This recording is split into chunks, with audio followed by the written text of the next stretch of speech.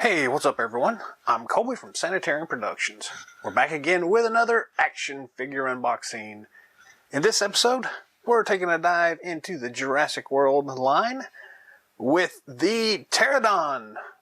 This is the Primal Attack Pteranodon from 2020-ish, thereabouts.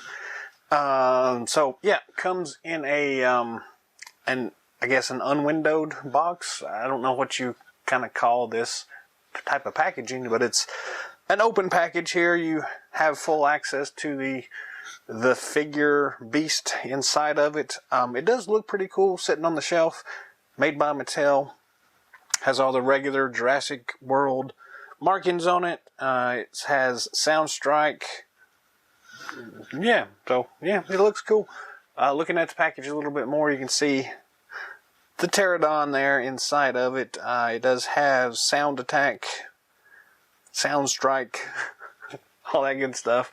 The side of it just has that Primal Attack.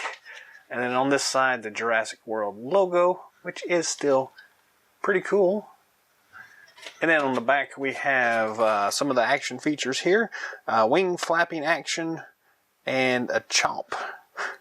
Then a couple of the other dinosaurs from the line here, and yeah, I like that Triceratops. I haven't seen one in person yet though, but the bottom has just our standard copyrighty information here, the 2020. So this was 2020, but it was like it didn't hit shelves around here till 2021. So yeah, I mean, I know they've done some rebranding with their Jurassic World. They've got the Camp Cretaceous stuff out now, but this is the one that I got seen on the shelf, so I went ahead and picked it up. I don't have a big Jurassic World collection or anything like that, but a couple of these looked interesting, so I did pick up one or two of them here, there, and about. So, yeah, we're just going to go ahead and dive into this thing and take a look at it. It's got some rubber bandy things on it, so we're just going to snip those.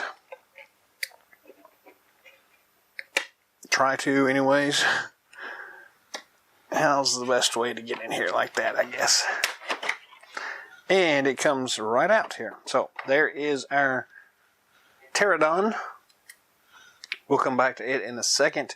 Some of these have a little gamey thing inside of them. I don't know if this one will or not, but on the side there, I don't know if you can see that, it shows that there's paperwork over here on this side. So we're going to go ahead and get that paperwork out and see what it is. It's probably just the warning labels, but whatever. We got some tape here. So just going to cut that tape. We got tape up here. Nothing there. Nothing here. We got tape here. We got tape back here. Tape here. And I guess technically that's it. So this thing should pretty well just fold apart now. And yeah, there's nothing in here. There's the instructions and stuff. So let's toss this back here to the side and take a look at what we got here. So this should be all the international warning labels and things like that. Multilingual warning messages, attentions, warning, etc., etc. Nothing extraordinary there, so I'm gonna toss that. I am curious though, when things like this come with those warning things, if you toss those out, do you still consider it to be complete? Is it more the figure stuff you consider complete, or do you care about paperwork? So leave that down in the comment section. Let me know what you think. Here are the instructions. It's a fold-out piece of paper here. It does tell you how to change the batteries out, and that you can get the Jurassic World Facts app. And then pretty much you press the button and it the front button does the chompy thing and the back button makes the wings flap. So yeah, nothing extraordinary there, but let's go ahead and look at the figure itself here. Very nice looking. So the wings themselves are on this swivel joint, so they swing out like so. And it's got a pretty decent wingspan on it there. That's pretty nice. The wings do flap. Luckily, you can make them flap without the racket going off. And then the beak itself is articulated, so, and that doesn't cause the sound to activate either. So looking at detail wise, let's see, the head doesn't move. The arms really don't move either. The legs don't. It's made out of a hard plastic in most places. These things are a little bit more softer, but the rest of the wings are not soft. The back of the body has real bendy legs, and they look like they articulate. They roll around. Does that count as articulation? I don't know if they're supposed to or not. You can't really pose them or anything. You can just kind of move them a little bit. Detail wise, really cool looking details here. Really great paint job on this thing. It's kind of a very subtle greenish gray on the head of the beak. Then we've got slightly brighter greens and two different colors of green. I don't really know what's going on there. That seems a little odd. And then some more darker greens out here. The rest of it's just kind of brown.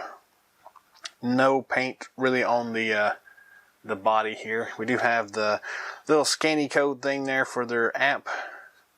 Some nice detail in the wings. You can see kind of the leathery bits there, folds, little musculature, folds in the skin there. There is access to the battery. Pretty straightforward here. The Jurassic Park logo right there. That is cool. Well, you know it's authentic. Yeah, I mean, not a whole lot of detail in like the claws, but it looks cool here. I like it. So let's look at the action feature here. First up, we do have the back button. That's really loud, but that makes it flap.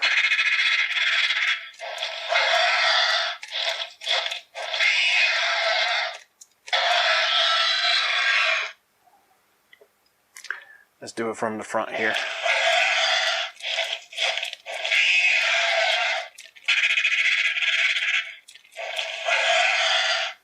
That's pretty cool.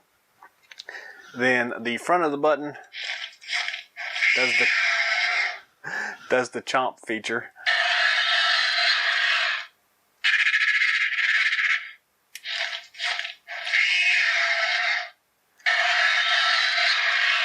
That's going to get old really quick, but it has very loud, as hopefully you can hear that.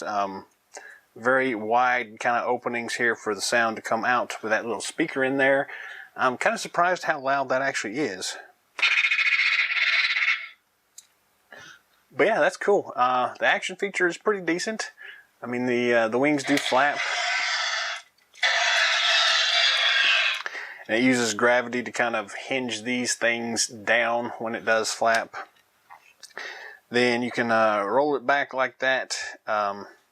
Unfortunately, you can't like make him stand up or anything like that, like he's posting. He's just kind of going to be in this pose pretty much all the time. But it's still pretty decent. I mean, these things run for about $10, so it's not bad at all. I mean, it's a great sculpt, really cool details.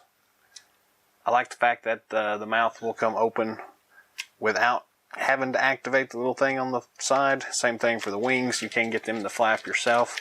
So that is pretty cool. These things seem a little flimsy, but I guess that's kind of intentional so that you can get it to flap. This one seems a lot sturdier than this one for whatever reason. So pretty cool. Let's look just at a couple of these figures here. So for scale comparison, I usually use this one here, the G.I. Joe 25th Anniversary Beachhead figure. So you can see it's fairly large here. So you can get a figure like this to ride on him if you wanted to pretty easily.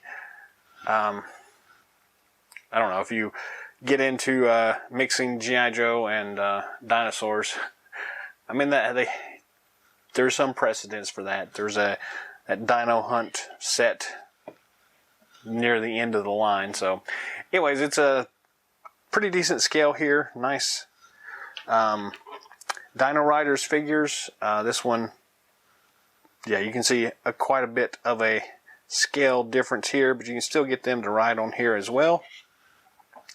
Sit on there pretty nicely and look pretty good on there. Can't see that with the thing there, but that's actually pretty cool. I like that. I think part of what I got these for is to do things like with, I thought about 3D printing some like saddles for these guys so they could ride on them. Same thing for like the G.I. Joe figures. 3D printing some saddles or something like that, and some getting into the actual Dino Rider vibe with these things. Another one we typically use here is the He-Man Origins, or Masters of the Universe Origins figure. So you can see here it's fairly decent sized in comparison there. So you can mix this in. I don't think he's going to be riding on it too much. That didn't sound good. But I guess you could. It's a little bit small for these 5.5-inch figures or 6-inch figures for, you know, riding companions. But you can still mix it in and put it on like Castle Grayskull or something like that. All in all, for, you know, around $10, it's a pretty good figure. I don't know if they've got different variations in color nowadays. I know back in the original Jurassic Park line, they would often reissue these things with different color schemes. So you might find a better looking color than this brown-green color. Something you like more. So I don't know. Be on the lookout for that stuff. But yeah, it's not a bad little Jurassic Park dinosaur. The Pteranodon.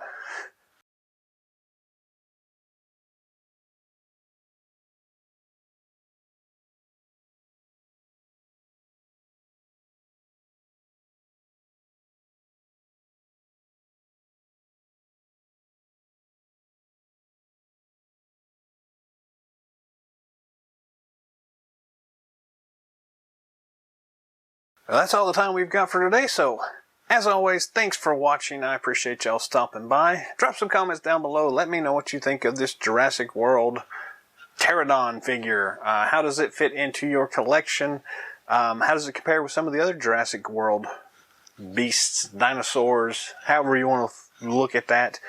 I'm also curious, again, you know, what do you mix any of these lines? Do you put this with, you know, He-Man, Dino Riders, DC Universe, the Mortal Kombat series, any of that stuff? Leave those comments down below. Let me know what you do with these things. I'm also curious how you display them. This particular one, again, it's kind of just flat sitting, so you can easily, you know, put some string on it and have it floating in the air, but it's kind of limited by the pose, so you can't have him like standing up or anything like that. I mean, I guess you can do the Batman thing and have him standing there. I don't know. But anyways, drop some comments down below. Let me know what you think. If you haven't already, feel free to subscribe to the channel. Be on the lookout for more awesome videos coming down the pipeline. And until next time,